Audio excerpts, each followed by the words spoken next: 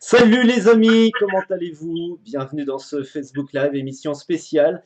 On se retrouve un petit peu comme au mois de mars, chacun chez nous. Je suis en direct eh bien de chez moi, du studio De Quoi en Cause, tout simplement. En duplex avec une jeune fille qui s'appelle Manon, Manon Wanlin, que vous avez à l'écran. Bonsoir Manon. Bonsoir. Manon est commerçante à Sedan, vous la connaissez peut-être, hein. Manon la fée des plantes, une petite boutique dédiée au bien-être par les plantes. Et Manon, depuis ce matin, depuis même hier, ne décolère pas puisqu'elle a des choses à dire. On va débattre, on va discuter de tout cela, notamment sur la problématique eh bien, des petits commerçants versus les grandes surfaces et cette notion, Manon, de produits non essentiels. Alors, vous êtes fermé pour la plupart des petits commerçants si vous ne rentrez pas dans la liste de produits, de vente de produits non essentiels de première nécessité.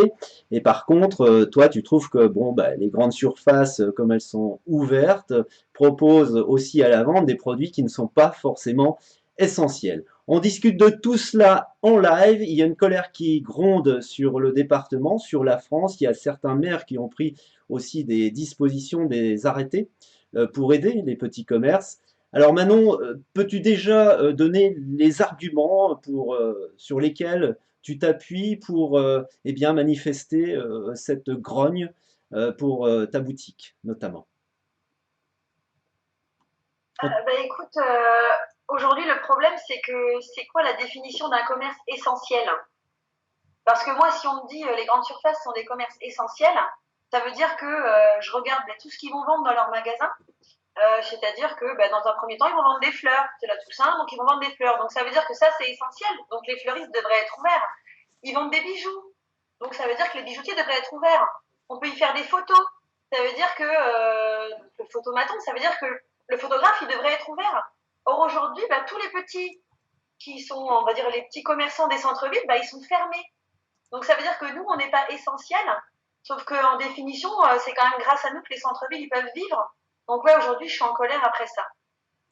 Alors non seulement tu es en colère, mais tu l'as manifesté aussi sur ta page Facebook, tu essaies d'entraîner un petit peu dans ton sillon bien les petits commerces et les commerces de proximité pour prendre conscience de tout cela. N'hésitez pas, vous qui nous regardez en ce moment, à participer à notre discussion. Vous pouvez poster des commentaires, réagir. Est-ce que vous comprenez la position de ces commerces de proximité de centre-ville qui souffrent de ce confinement, forcément, dont on ne sait pas encore la durée? On a une première partie de durée de 4 semaines.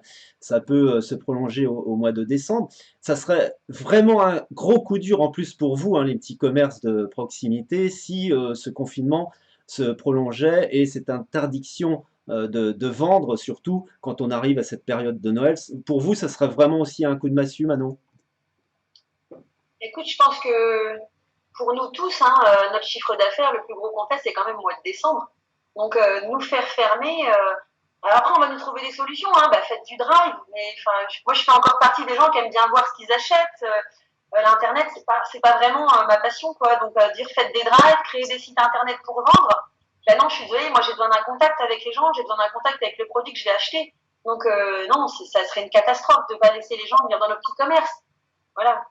Est-ce que tu penses que le gouvernement a eu un peu un manque de discernement sur ce sujet des petits commerces versus grandes surfaces?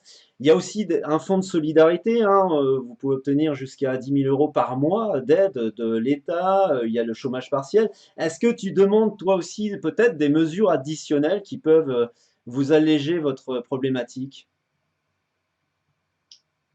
Écoute, je pense qu'on est tous fiers de pouvoir gagner. Quand on ouvre un petit commerce comme ça, on est fiers de gagner de l'argent parce qu'on travaille, pas parce qu'on va te le donner gratuitement. Enfin, moi, je suis pas. Je veux dire, si j'avais voulu, je gagnerais encore de l'argent en étant au chômage, mais c'est pas mon truc. Moi, je veux travailler pour gagner quelque chose. Donc, demander des aides à droite à gauche, je saurais même pas te dire si c'est bien ou pas, mais qu'est-ce que tu veux? Après, est-ce qu'on a nos URSAF qui vont tomber? Est-ce qu'on va nous aider là-dessus? Est-ce qu'on va pas nous les redemander derrière? Parce que si c'est comme au mois de mai, il y a eu un gros engouement et les gens sont revenus dans les commerces. Enfin, je veux dire, on a la SACEM derrière, on a les assurances, on a nos loyers à payer. Enfin, tout ça, on n'a pas eu d'aide, quoi. Moi, personnellement, j'ai eu 1 500 euros. J'ai discuté avec un ami qui a un restaurant du côté de Carignan, là-bas. Ils ont eu 1 500 € pour trois salariés. Tu fais quoi avec 1 500 € pour trois? Donc les aides, peut-être, moi personnellement, j'ai pas vu beaucoup d'aides pendant la période de Covid, quoi. Donc je vais peut-être pas demander où il fallait, mais entre guillemets, on n'est pas venu me dire, hey, la fée, t'as besoin des aides et on va t'en donner, quoi. Alors, il y a déjà des politiques locaux qui ont manifesté une intention, ou tout de moins interpellé le Premier ministre.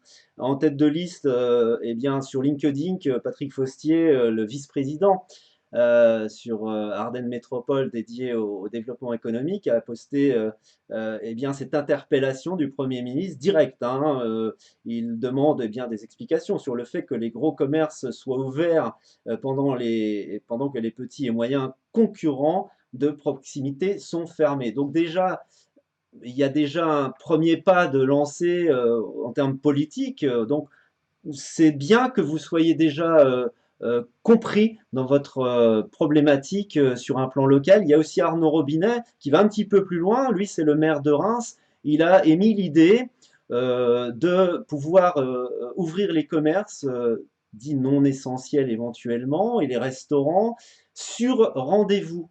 Sur rendez-vous. Donc, il a émis l'idée que certains commerces puissent ouvrir sur rendez-vous en respectant évidemment un protocole sanitaire très, très fort, exigeant, et que les restaurants puissent rouvrir sur une période d'ici 15 jours. Voilà, il y a des idées qui émergent. Ça va dans le bon sens pour toi? Alors écoute, oui, il faut donner des idées. Après, je pars du principe quand même que nous, dans nos petits magasins, tu sais, des fois, on a deux, trois personnes qui rentrent, pas plus. Bon, moi, j'ai la chance d'avoir un espace très large, un plafond très haut, donc c'est vrai que moi 5, 6 personnes dans le magasin, c'était faisable aussi. Tous les gens, ils rentrent, ils ont un masque. Tous les gens, ils rentrent, ils se lavent les mains. Enfin, qu'est-ce qu'on fait de moins que les grandes surfaces? Moi, j'ai des gens, au démarrage, ils rentraient dans le magasin, ils se tiraient leur masque. Je leur disais, non, non, faut le remettre. Oh, mais ici, avec les huiles essentielles, on craint pas. Par contre, tu les trouvais à Intermarché ou à Leclerc ou Carrefour ou Leroy Merlin, eh ben, ils avaient leur masque. Donc, et là, moi j'ai le retour des gens aujourd'hui au magasin qui me disent tous, mais Manon, on a moins peur de rentrer dans un petit magasin que d'aller dans une grande surface. Donc, d'un point de vue sanitaire, faut m'expliquer que c'est plus dangereux de rentrer dans mon petit magasin à moi que d'aller dans une grande surface. Tu vois, ça c'est quelque chose qui est incompréhensible aussi.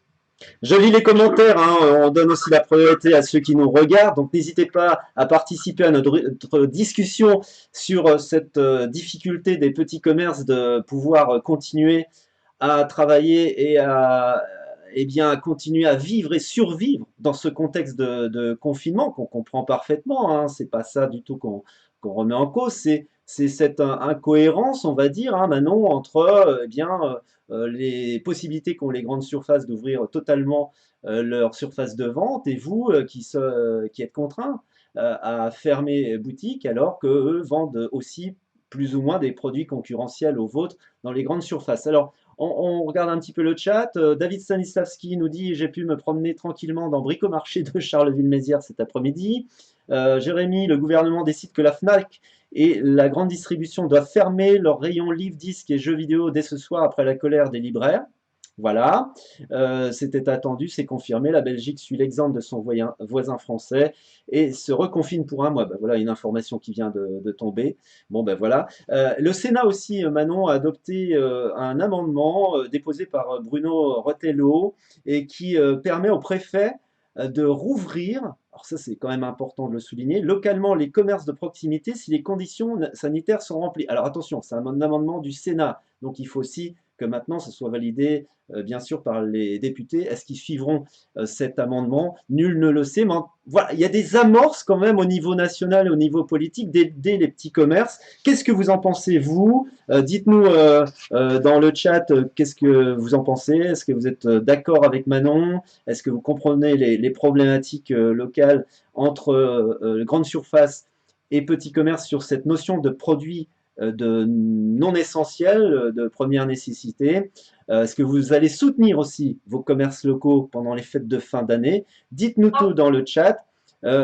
Toi, Manon, aussi, c'est un coup dur pour vous avec cette grande promotion qu'a déjà lancée Amazon vraiment, et on entend déjà des messages sur les radios, les télés. Est-ce que tu penses qu'il faut interdire cette promotion agressive, hein? Eux, ils veulent en fait, eh bien, tout simplement permettre d'acheter maintenant les produits à prix bas, hein, les produits de Noël et les cadeaux à l'avance et de les livrer directement chez bien les clients, les Français éventuellement. Pour toi, ça c'est vraiment une catastrophique, quoi. Amazon qui lance déjà une promotion et vous, vous êtes liés. Qu'est-ce que tu veux qu'on fasse? C'est ce qu'on appelle la modernité, hein. Après, tu vois, c'est des choses qui me dégoûtent. Après, franchement, c'est des choses qui me dégoûtent. Nous, les petits commerçants, quand on démarre souvent avec rien, si tu veux. Donc, c'est vrai que quand tu vois des gens qui cassent des prix comme ça, et forcément, ça me met hors de moi. Après, je me dis que maintenant, on arrive à ce qu'en un mois de temps, la mode, elle change. Donc, d'ici Noël, leurs jouets, ils seront périmés, ils seront plus à la mode. Donc, attendez le mois de décembre, venez dans nos petits commerces chercher vos cadeaux et les choisir. Voilà. Oui, mais c'est un problème. Tu comprends parce que si les gens achètent via Amazon dès maintenant, il faut quand même savoir que pour les petits commerces de vente de jouets, 60% hein, de leur chiffre d'affaires de fin d'année est réalisé pendant les périodes de Noël. Euh, On est d'accord, je suis d'accord la avec toi. concurrence, elle est donc frontale, hein, Tu sais, c'est un dragon, quoi. Enfin, c'est même plus des dragons, là, c'est des dinosaures, les mecs, ils font des poids énormes. Qu'est-ce que tu veux que je fasse, moi, la petite fée des plantes, contre des gros comme ça? Eh ben, la différence de ces gros-là, c'est que nous, les petits, on est là pour les gens. Moi, les gens, ils viennent me voir, ou je pense à n'importe quel magasin de jouets, ils sont embêtés avec leurs jouets, tu retournes au magasin de jouets, on va regarder pourquoi ils marchent pas, on va en discuter avec toi. Tu vas aller téléphoner chez Amazon. Alors, tu auras du bol, tu tombes sur quelqu'un de sympa, il va te dire, ben, renvoyez-le, on va voir ce qu'on peut faire. Super, le gamin il attend son jouet pendant 3 mois, alors que tu vas dans ton commerçant de proximité, et ben il va te dire ah bah attendez on va regarder ce qu'on peut faire, tu vois c'est ça, c'est le contact humain qu'il n'y a plus quoi. Donc si les gens ils veulent plus de contact humain, et qu'ils achètent sur Amazon, et dans ces cas-là il ne faudra pas venir se plaindre auprès des gens comme nous que bah oui mais j'ai pas eu de réponse quoi. Moi je sais qu'aujourd'hui les clients que j'ai, c'est ça qu'ils cherchent, c'est un relationnel, c'est des gens qui les écoutent, qui leur parlent, qui sont pas un simple numéro. Moi j'ai plein de clients qui m'appellent Manon et pas Madame, j'ai plein de clients qui me tutoient. J'ai plein de clients qui m'envoient des messages. Aujourd'hui, j'ai eu plein de messages de soutien, des mails, des gens qui sont venus au magasin en soutien, si tu veux. alors, Donc, on va lancer le débat sur le chat, hein. Est-ce que vous persisterez dans le lien social et vous privilégierez ceux qui nous regardent, donc la consommation locale et ardennaise, ou est-ce que vous consommerez par de l'e-commerce qui va certainement pulvériser ses records de vente cette année, hein, le grand gagnant, est-ce que ce sera le commerce numérique? Nul ne le sait. Est-ce que vous prêterez attention justement à cette alerte que vous lance Manon depuis Sedan, depuis son commerce de Sedan? Est-ce que tu as déjà des échos d'autres petits commerçants qui viennent s'allier eh bien, à ce message que tu souhaites faire passer auprès des politiques, déjà dans un premier temps, hein, pour leur dire la gravité de la situation et de votre chiffre d'affaires, et auprès des habitants? j'ai contacté quelques commerçants, alors Sedan ou d'autres aux alentours. La plupart, ils sont partants avec moi en me disant oui, on est d'accord avec toi, c'est pas logique que les grands ils puissent vendre et pas nous. Sachant qu'on met tout en place, qu'il y en a, ça leur a coûté hyper cher de mettre des choses en place pour le côté sanitaire, donc on comprend pas non plus. Il y a des gens qui sont d'accord avec moi. Et quand j'en parle à mes clients, donc il y en a qui ont vu que devant mon magasin, j'avais mis une croix et que j'avais mis un grand drapeau noir. Donc là, les gens tout de suite sont venus me voir en disant qu'ils soutenaient ce que je faisais, qu'ils étaient d'accord pour que c'était pas normal. Et tout le monde est d'accord pour dire que, comme je te disais tout à l'heure, chez nous, c'est pas plus sale qu'ailleurs. D'un point de vue Covid, dans mon magasin, j'ai pas peur de rentrer dans mon magasin. Quoi. Par contre, rentrer dans une grande surface, ouais, c'est stressant. Quoi. Est-ce Mais que les vous, gens qui nous soutiennent, ça c'est certain. Moi, je sais qu'il y a plein de gens qui nous soutiennent. Est-ce que vous allierez, vous qui êtes commerçant ardennais, à ce message et peut-être eh bien, à cette contre-offensive des petits commerçants pour alerter au plus haut sommet et ne pas eh bien, qu'ils sombrent dans la faillite hein, qui est potentielle, puisqu'on ne sait pas combien de temps va durer ce confinement? Est-ce que vous allez les aider, les soutenir? Est-ce que vous allez consommer local, acheter en click and collect, par Drive? Est-ce que vous continuerez à soutenir le commerce local qui est aussi la vie d'un centre-ville, Manon. C'est pas seulement le commerce, il faut bien comprendre que c'est tout simplement la vie et le lien social. Ça aussi, c'est une notion hyper importante à faire passer. Écoute, on met d'argent. Enfin, moi, j'ai vu à Sedan le changement entre quand j'étais petite et aujourd'hui. On a mis des pavés, on a amélioré le quartier, on a retiré des places de parking pour que ce soit plus joli, des grandes places, des arbres, des fleurs. Mais demain, je suis désolée de le dire, s'il n'y a plus rien dans le centre-ville de Sedan, qu'est-ce qu'on va aller y faire? Enfin, moi, je vais pas aller compter les pavés pour dire, tiens, vous savez que sur la place d'Armes, il y a X pavés, quoi. Enfin, ça m'intéresse pas. Moi, je vais aller sur place d'Armes, promener, manger une glace, aller m'acheter un pull. J'ai envie d'aller essayer des chaussures, retrouver mes copines, voilà, quelque chose de convivial. Et si demain, il n'y a plus rien dans le centre-ville, ben, on n'ira plus dans le centre-ville. Donc, à quoi ça sert d'aller dépenser de l'argent comme ça? Tout à fait. On a une ville qui est magnifique. Enfin, moi, j'ai eu la chance de visiter plein de villes en France parce que je ne suis pas trop à l'étranger. On a une ville qui est magnifique à Sedan. On a un château fort, c'est le plus grand château fort d'Europe. Je veux dire, mais battez-vous pour que ça reste, battez-vous pour que les gens ils viennent chez nous.